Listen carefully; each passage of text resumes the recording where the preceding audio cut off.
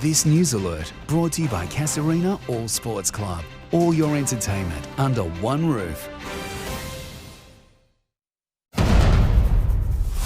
Good evening. Detectives have combed an area of bushland in Palmerston after a ute containing a firearm was stolen from Jindalee overnight and taken on a joyride. It was later found abandoned in Marlow Lagoon with extensive damage. Apparently there's a heaps of wheelies out the back because it's all dirty and dusty and it's been wrecked and tyres blown out on the other side, and I don't know what to think anymore. Well, if anyone's seen these people responsible for this, they should be locked up, I reckon. Police are still searching for two offenders and the firearm.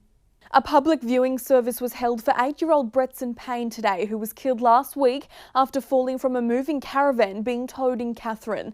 A 31-year-old man has been charged with driving causing his death. He'll face court in August.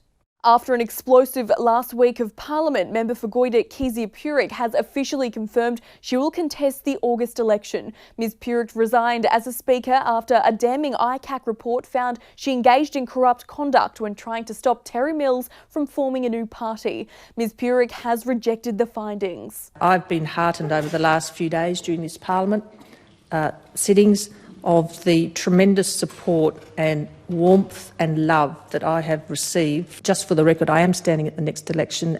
Meanwhile, Labor's Sandra Nelson and Jerry McCarthy and the CLP's Gary Higgins all delivered their final retirement speeches before stepping down from their seats. The Greens have announced 4 new candidates for the upcoming territory election. Aya Goodrich-Cartling will again run for the seat of Johnson, while Will Kemp is standing for Daly, and Peter Robertson will take on the Chief Minister and the CLP's Tracy Hayes in Fanny Bay. There is a lot of concern in the community about the climate crisis that we are in and all the issues that hang off that in terms of the future of the territory. Paul Rotura Chris Tomlins will run for the seat of Braidling.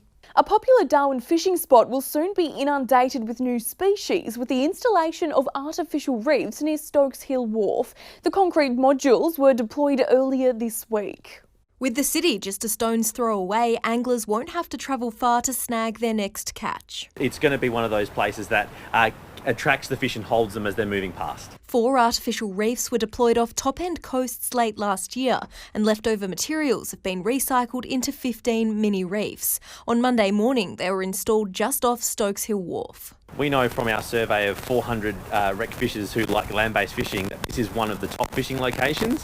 One of the issues was the quality of the fishing, and this is going to address that from day one. That'll all change over the next few months as species begin to build habitats in and around the modules. Your species like your trevally are going to be attracted to these reefs pretty well straight away. They're going to be able to ambush bait fish there from day one.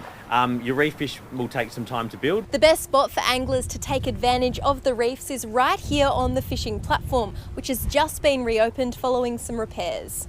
We're glad to have them drop down here off of Stokes Hill Wharf just in time for the school holidays so people can safely bring the kids down here. Anglers are also encouraged to download the Fishing Mate app to stay up to date with bag limits, restriction zones and information around boat ramps. Ellie Conway, 9 News. Thank you for joining us. To stay up to date, follow 9 News Darwin on Facebook and 9news.com.au. This sports report brought to you by Harvey Norman. Shop online, mobile or in-store today. Tavita Pangai always walks a fine line between aggressor and rule breaker, and he'll need to be right on the cusp tomorrow.